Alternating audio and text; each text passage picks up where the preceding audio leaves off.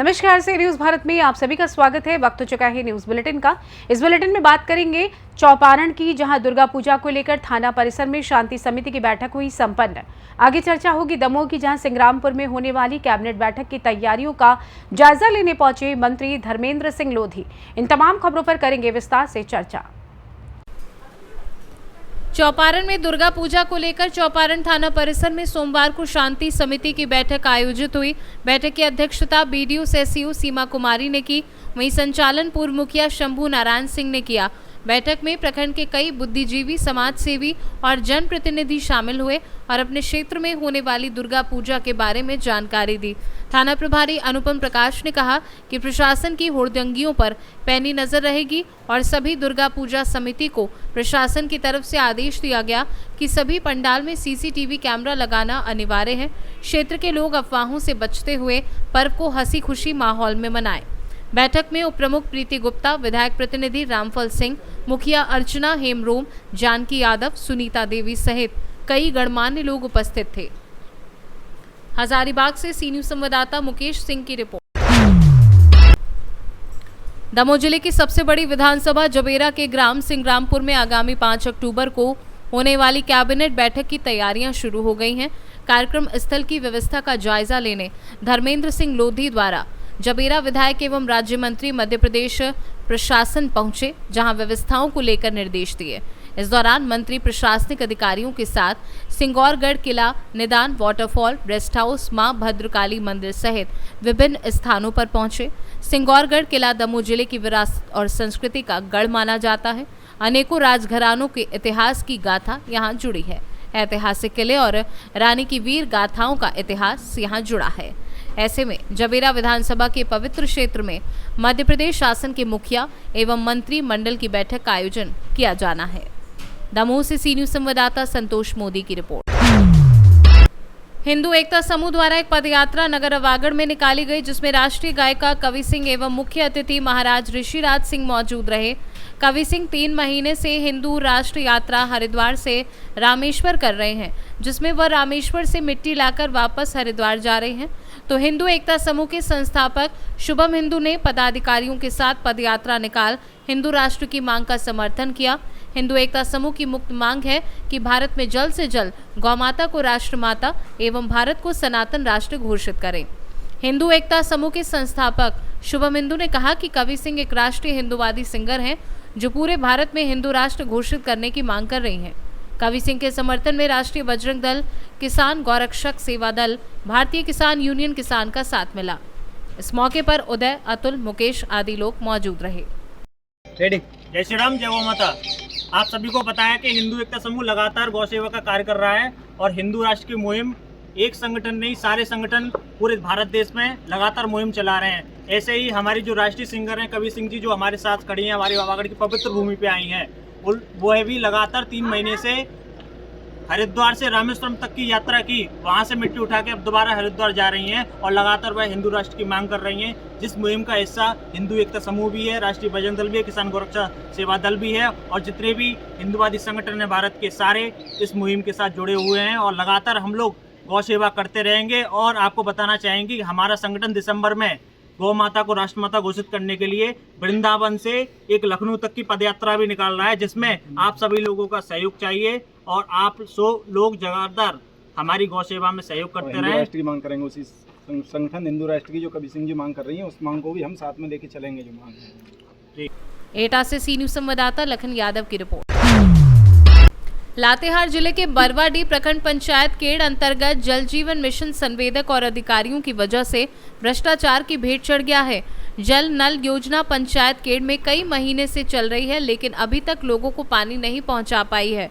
संवेदक और अधिकारियों द्वारा अनेक त्रुटियां बताकर दिन प्रतिदिन समय टालते जा रहे हैं। वहीं ग्रामीण खुले कुएं का पानी पीकर गुजर बसर कर रहे हैं। ग्रामीणों का कहना है कि संवेदक और अधिकारियों को कहते कहते हम थक चुके हैं, लेकिन हम लोगों की बात कोई सुनने को तैयार नहीं है। संवेदक और अधिकारियों को आदेश देकर बहुत जल्द बनवाने की मांग कर रहे हैं, नहीं तो आंदोलन की चेतावनी दी है, जिसकी जिम्मेदारी जल जीवन मिशन पीएचडी विभाग की होगी। मीनार खनाया है, गड़ाया है, पानी नहीं दे रहा है। हम लोग कुआं, बरसात के दिन में कुआं भर जाता है, कचड़ा भर जाता है, कीड़ा हो जाता है। वो पानी पीते हैं, तबीयत खराब हो जा रहा है लेकिन के पैसा गरीब भी पैसा कौड़ी है ये नहीं है।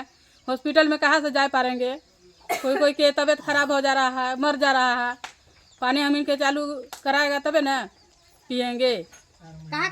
काहे खातिर मतलब 4 महीना से हो गया, 5वां महीना चल रहा है। आपका नाम क्या पड़ेगा? मेरा नाम उषा देवी। इस घर से कितने लोग पानी पीते हैं? मैंने ये जल मीनार से 40-50 घर है। 50 घर है। ये जब से बना है, ये स्टार्ट हुआ है, मैंने घर घर पानी गया है या नहीं? नहीं गया है, कभी नहीं गया है। अब वो पाइप गाड़ रहा था, कबो उधर गाड़ रहा था, कबो उधर गाड़ रहा था, कबो उधर गाड़ रहा था, कबो वो नहीं छोड़ दे रहा है, कबो अथी का वाला नल नहीं लगाया है कोनो में।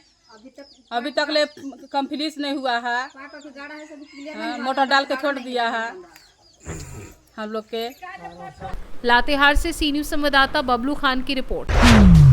सबका साथ सबका विकास के साथ उत्तर प्रदेश पिछड़ा वर्ग आयोग के सदस्य कुलदीप विश्वकर्मा के प्रथम बार ललितपुर आने पर विश्वकर्मा समाज के लोगों व भारतीय जनता पार्टी के पदाधिकारी ने फूलमाला पहनाकर पुष्पगुच्छ देकर जोरदार स्वागत किया।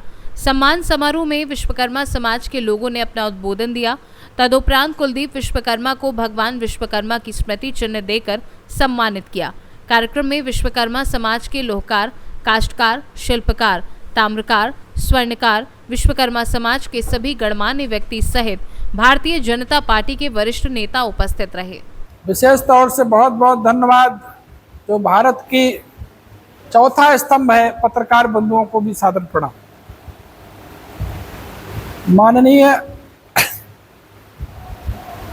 मोदी जी की और योगी जी की जो डबल जोड़ी है,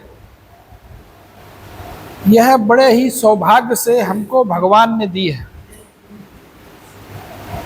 रात में 11:30 बजे 12 बजे सोते हैं और सुबह 3:30-4 बजे उठ जाते हैं और दिन भर सिर्फ राष्ट्र चिंतन के लिए लगे रहते हैं।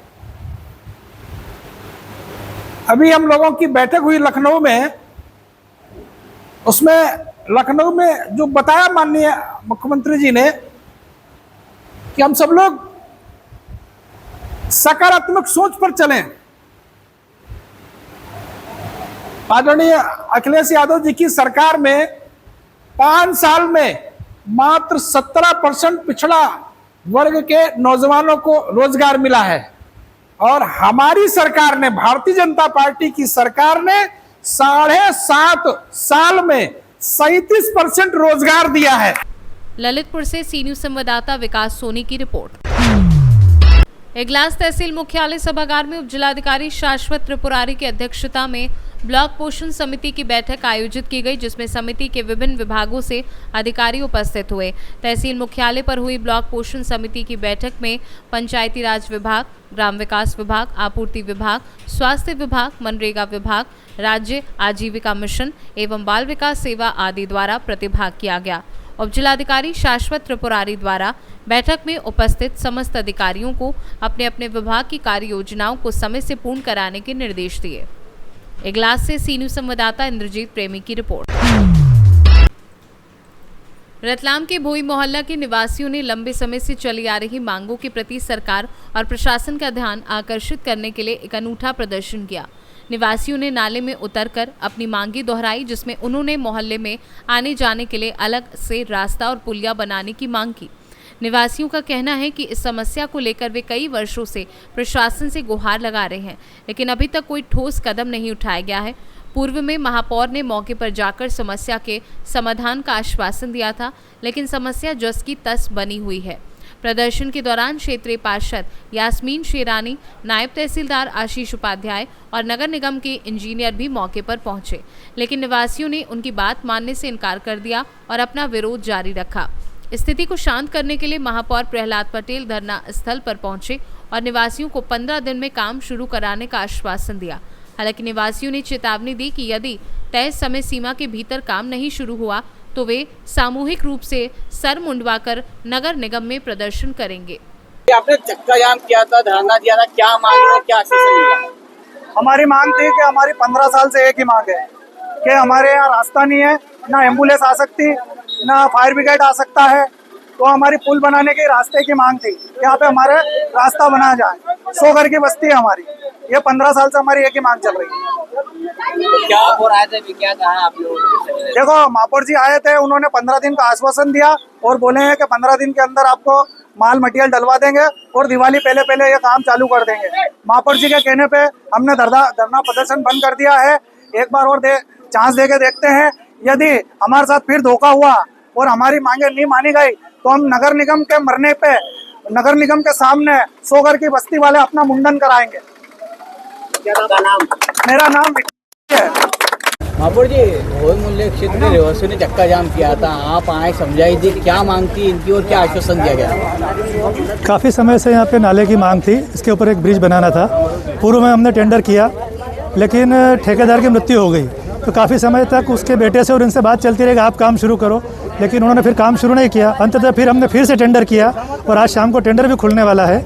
ऐसा नहीं कि चक्का जाम किया तो हमने टेंडर डाला, हमें यहाँ की फिक्र थी, इसलिए दोबारा टेंडर किया और वो टेंडर आज शाम को खुल जाएगा। टेंडर खुलने के बाद टेंडर की जो प्रक्रिया होती है उसके बाद काम शुरू हो जाएगा। रहवासियों ने क्या मांग की और क्या आश्वासन दिया आपने? दिवाली का कुछ आश्वासन दिया? हाँ, ठेकेदार का टेंडर हुआ और दिवाली के आसपास या दिवाली के दूसरे दिन काम शुरू हो जाएगा। रतलाम से सी न्यूज संवाददाता हुसैन खान की रिपोर्ट। सीहोर सीएसपी द्वारा पत्रकार वार्ता में खुलासा करते हुए बताया कि भोपाल निवासी फरियादी नितिन कुमार ने कोतवाली में रिपोर्ट दर्ज कराई कि भोपाल से 4 लोग मेरी गाड़ी स्विफ्ट किराए से लेकर आए थे। उक्त चारों व्यक्तियों द्वारा सीहोर के इंडस्ट्री एरिया बढ़िया खेड़ी में सुनसान पार्किंग में मेरी गाड़ी रोककर मेरे साथ मारपीट कर जेब में रखे पैसे निकाल लिए तथा मोबाइल से फोन पे और पैसे भी ट्रांसफर कर लिए। फिर चारों आरोपियों ने नकदी रुपए सैमसंग कंपनी का मोबाइल एवं कार लूट ली और कोलार डैम के आगे जंगल में छोड़कर चले गए। फरियादी द्वारा थाना कोतवाली में अज्ञात 4 व्यक्तियों के विरुद्ध अपराध पंजीकृत किया गया। मामले की गंभीरता को देखते हुए सीहोर पुलिस द्वारा एक टीम का गठन किया गया। टीम द्वारा फरियादी के अकाउंट की डिटेल निकलवाई गई, जिस पर से यूपीआई आईडी पर आरोपी द्वारा पैसे ट्रांसफर किए गए थे। उस अकाउंट की जानकारी बैंक से निकली तो बैंक अकाउंट प्रदीप मेवाड़ा निवासी रलावती थाना बिल्किसगंज का होना पाया गया। खाते की जानकारी के अनुसार प्रदीप मेवाड़ा की तलाश की गई। प्रदीप को पकड़ने पर जब पुलिस ने उक्त पैसे के ट्रांजैक्शन की जानकारी उससे पूछी तो उसके द्वारा अपने साथी मनीष मेवाड़ा, विराट मेवाड़ा व कृष्णा मेवाड़ा के साथ इस घटना को अंजाम देना पाया। लूटी गई स्विफ्ट डिजायर गाड़ी भी जब्त की।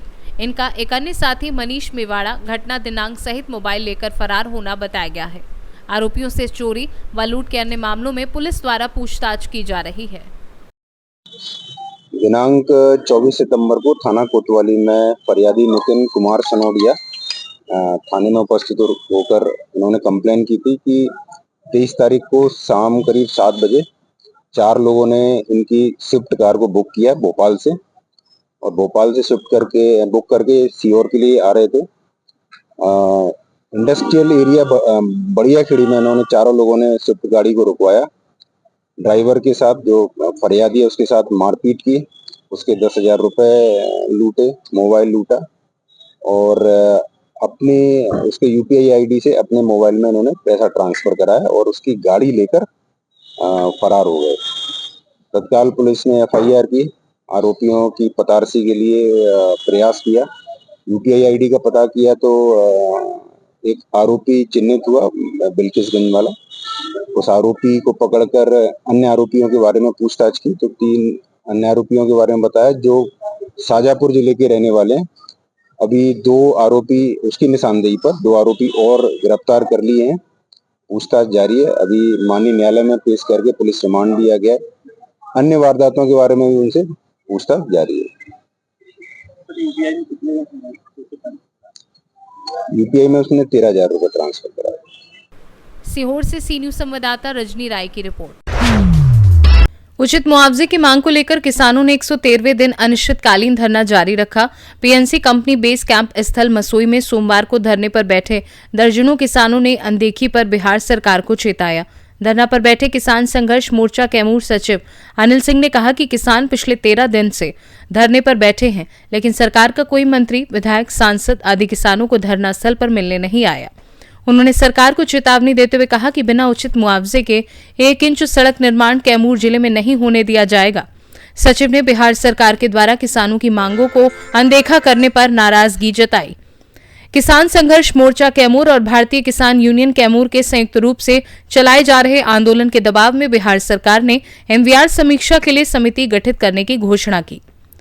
कैमूर से सी न्यूज संवाददाता रामप्रवेश तिवारी की रिपोर्ट। फिलहाल न्यूज बुलेटिन में बस इतना ही। देश दुनिया की तमाम खबरों की जानकारी के लिए आप देखते रहिए सी न्यूज भारत। हर खबर आपके साथ, आपके हाथ।